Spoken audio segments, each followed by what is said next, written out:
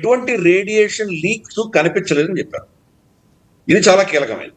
అంటే ఇన్ని అటాక్స్ చేసిన తర్వాత కూడా మరి అక్కడ ఏదో రేడియేషన్ లీక్ ఉండాలి కదా. అంటే ఇరాన్ ఈ అటాక్స్ జరుగుతాయి అని తెలిసి ముందస్తుగానే వాళ్ళ దగ్గర ఉన్నటువంటి న్యూక్లియర్ మెటీరియల్ అంతా ఎక్కడో దాచిపెట్టారు. కాబట్టి ఈ దాడులన్నీ చేసినా కానీ కూడా మళ్ళీ లేచి నిలబడగలిగినటువంటి ప్లానింగ్ ఇరాన్ చేసింది అని అర్థం చేసుకోవాలి ఫస్ట్.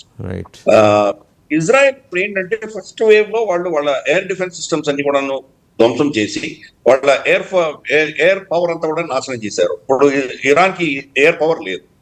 ఇరాన్ దగ్గర ఉన్నదంతా ఇప్పుడు ఏమున్నాయంటే కనుక మిసైల్స్ ఉన్నాయి, బెలిస్టిక్ మిసైల్స్. బెలిస్టిక్ మిసైల్స్ లో కూడా ఆల్మోస్ట్ 97-98% ఇజ్రాయెల్ ఆపగలుగుతుంది. ఒక 1%, 2% ఆపడం చాలా కష్టం. కాబట్టి వాటి మీదనే ఆధారపడి ఈరోజు ఇరాన్ దాని యొక్క రెస్పాన్స్ ఉండబోతుంది. ఇది కూడా స్మూత్ అవుట్ చేసేసి రేపు మిజైల్ సైలోస్ అన్నింటినీ కూడా వీళ్ళు కొట్టగలిగితే, ఎందుకంటే ఇది 2 వారాలు ఈ కార్యక్రమం చేస్తామని చెప్పి ఇజ్రాయెల్ అనౌన్స్ చేసింది. ఈ 2-3 రోజుల్లో కనుక అవన్నీ వాళ్ళు టేక్అవుట్ చేయగలిగితే సైంటిస్టులు ఎవరైతే ఈ ఎన్రిచ్మెంట్ చేసి దాన్ని బాంబ్ గ్రేడ్కి తీసుకెళ్ళగలిగినటువంటి వాళ్ళని కూడా టార్గెట్ చేశారు. కాబట్టి సిగ్నిఫికెంట్ గా వాళ్ళ కెపాసిటీని తగ్గించగలరు, దాన్ని పోస్ట్పోన్ చేయగలరు. ఇరాన్ యొక్క న్యూక్లియర్ అంబిషన్స్ ని పోస్ట్పోన్ చేయగలరు. కంప్లీట్ గా దాన్ని డిస్మాంటిల్ అయితే చేయలేరు. పాసిబిలిటీ ఎక్కడుంది సార్? అంటే వీళ్ళు ఎక్కడ దాచిపెట్టుంటారు? అది చెప్తారా? చెప్తే కానీ ఇజ్రాయెల్ కొడుతుంది కదా, మనకెందుకు చెప్తారు? అంటే పాసిబిలిటీ, నేను అనేది పాసిబిలిటీ ఎక్కడ, ఇరాన్కి ఉన్న పాసిబిలిటీస్ ఏంటని అడుగుతున్నా. అఫ్ కోర్స్ భూమిలో ఎక్కడో దాచిపెడతారు.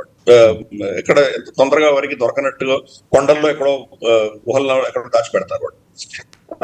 అఫ్ కోర్స్ కొన్ని 4-5 లేయర్స్ లోపల ఎక్కడో పెట్టుండొచ్చు.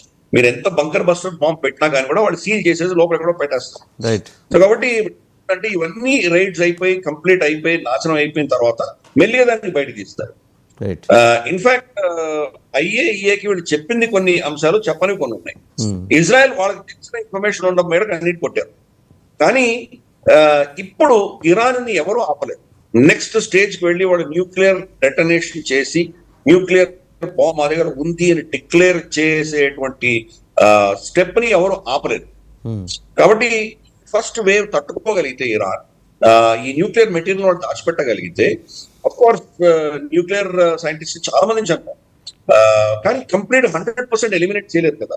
కాబట్టి రేపు మళ్ళీ వాళ్ళు ఇదంతా ఈ ఫస్ట్ వేవ్స్ అన్ని అయిపోయిన తర్వాత మళ్ళీ 1-2 నెలల లోపల మళ్ళీ వాళ్ళు న్యూక్లియర్ డెటనేషన్ చేయగలిగినటువంటి నాలెడ్జ్ బేస్ వాళ్ళ దగ్గర ఉన్నది ఇరాన్.